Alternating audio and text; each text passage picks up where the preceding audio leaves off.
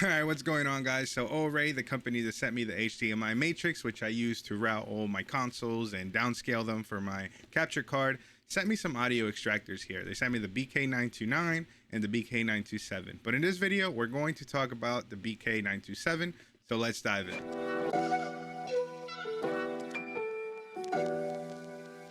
Don't worry, guys, there was nothing in the box. So you might be wondering what the hell an audio extractor is, right?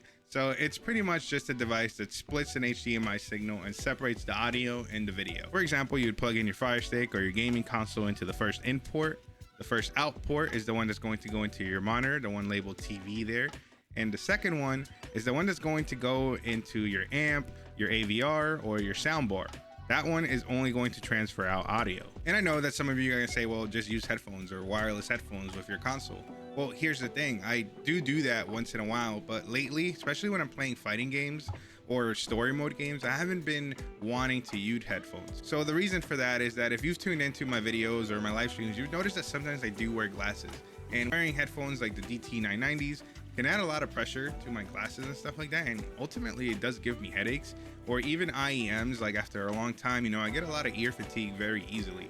And I noticed that Maximilian dude, in 90% of his videos and his live streams, unless he's playing Warzone with video games, he doesn't wear headphones. Like Max is out here playing fighters and story mode games without putting on any headphones pretty much ever. And that's what I've also started to do. Another thing that you guys might say is, well, my soundbar supports pass-through. Why don't I just route the audio that way? And I can still use the monitor and the audio will go to my soundbar. Well, unless you're buying the highest end soundbars from like 2024 or even 2023 for that matter, most of them did not have HDMI 2.1, and when they did, they still for some reason didn't support 4K 120 Hz. So if you do use the pass-through on a lot of these older or even cheaper soundbars for that matter, you will be losing a lot of functionality with your gaming console. And that's where these Array devices come into play. You can still send your sound to the soundbar or your AVR, your fancy amp, whatever it is, without compromising the functionalities of your consoles or even your PC for that matter. Now, before I show you an example of these devices working, let me tell you the differences between the 927 and the 929. The biggest difference is that the 927 does not support eARC output, meaning that if your soundbar has an eARC only HDMI input,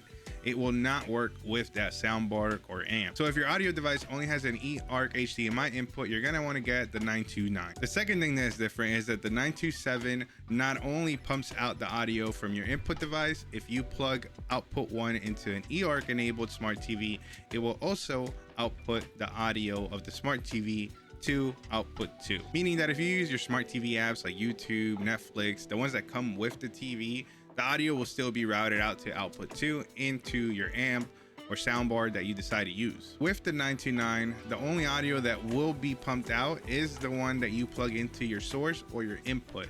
Output 2, if it's an eARC TV, no audio will come out from your TV apps. So now let's get to the example of these devices working. Behind my monitors, I have placed a mini soundbar that I managed to get from Amazon. Now, for whatever reason, I can't find this specific one, but I will link you guys to another similar product in the description down below so you guys can get this set up too.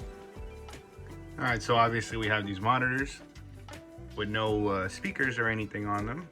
And once we unmute, I have the soundbar behind there, like I showed you guys, behind this monitor down there. We'll unmute it.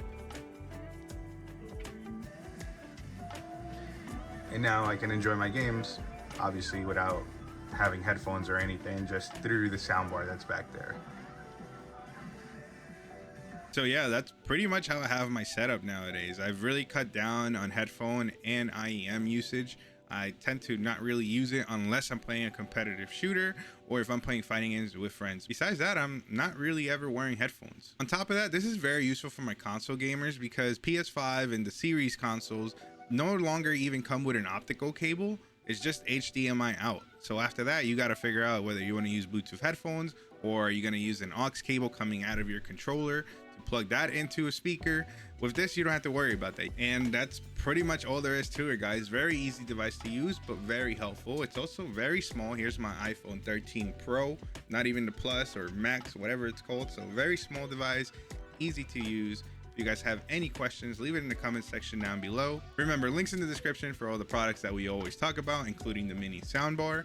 And with all that being said, guys, make sure you thumbs up the video if you liked it. Hit that sub button if you're not a subscriber yet. The notification bell if you want to get notified when I upload another video. And I'll see you guys next time. Peace.